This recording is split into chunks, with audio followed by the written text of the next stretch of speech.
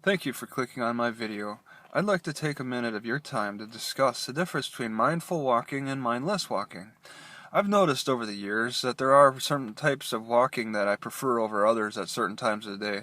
Say if I'm frustrated, if you're frustrated and you just have to really think over a problem, you probably want to walk in a way to get the energy going, get the thoughts flowing. You don't want to think about what your surrounding is. It's kind of you want to you want to have a nice pace and somewhere familiar, and just keep the legs moving. Um, I like to call that mindless walking. It may not be the best way to call it, but you draw inside yourself. You don't have to worry about where to turn, what to trip over. In fact, I've mindlessly walked for paced for like an hour in a room that's like 10 feet long. You have to turn around a lot. But to be able to get that pace, there's long. It'd be nicer to have longer distances to pace. People will walk on the treadmill, which I find is a little annoying. Anyway, all that whirring and buzzing and stuff. I don't like the treadmill to pace on, but it's mainstream, and I guess you have to accept it. Like the hamster has to accept the hamster wheel. But you also got the track. You could walk in circles. I personally don't like the track because I've developed hip problems from that. Because if you only go one way in one circle, one direction, you're gonna have you're gonna step shorter on one leg a lot. And I did that. I would run every day when I was younger, and I would start to notice problems because it's not a straightaway run, if you understand. So I'd have to run the other way to try to reverse that. And that's kind of annoying. But to be able to pace just back and forth like the length of a basketball court, and it's nice too to have that pace lane where you don't have to think about your surroundings, running into people, or how people judging you or whatever. If you have a good privacy, you could practice walking sideways, practice walking backwards, maybe even do a sprint here and there, just going back and forth, a pace. There's a picture in the comics where it showed like an old man walking in a circle once again, and he had a nice path walked out in that circle. But once again, I think that can cause hip problems. You got to like reverse that a lot, and that's annoying. I'd rather walk straight on. I don't want to have to do the curve, do the turn too much. Turning around is good enough.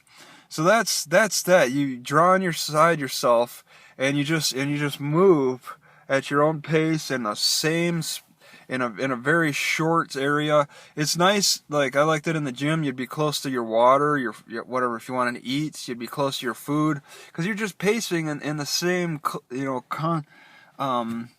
confined type of area. It could be outside, but you're in close proximity to your stuff, to your location. Whereas, the other type of walking, you're out there looking at nature, exploring the environment, interacting with it, being mindful of where you're turning, having to look for trips, things that are trip hazards because you're walking over so much new stuff.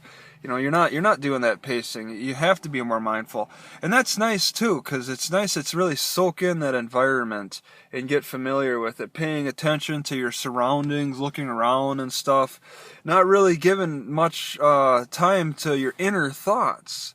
That's a different type of walk that's really enjoyable too. I can't say one is much better than the other because it depends a lot on your stress levels.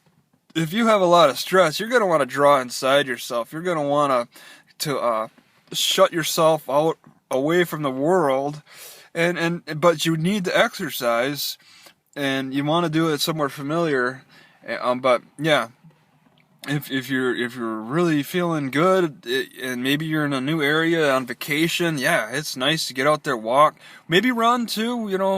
It's a up to your own pace, what you feel like.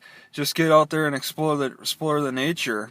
Some people like to do both at the same time. Maybe walk and explore their area for a little bit, and then at times draw inside themselves. I say separate them a little bit better. You're either gonna walk for thinking, find a nice area to pace for that, or you're gonna walk to explore and get familiar. To do both is it's multitasking, and that's hard to do. I mean, scientific studies have showed that that's really difficult to do.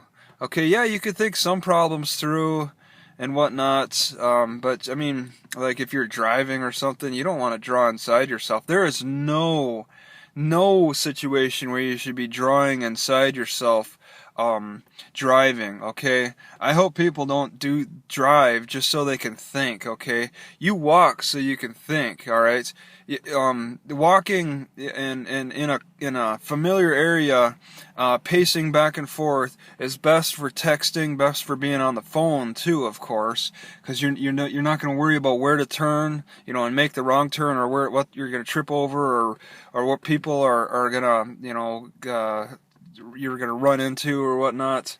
So I don't know, whatever it is, I'm just throwing it out there. So just think about it. Know that there is a clear difference between the walkings, and go from there. Thanks.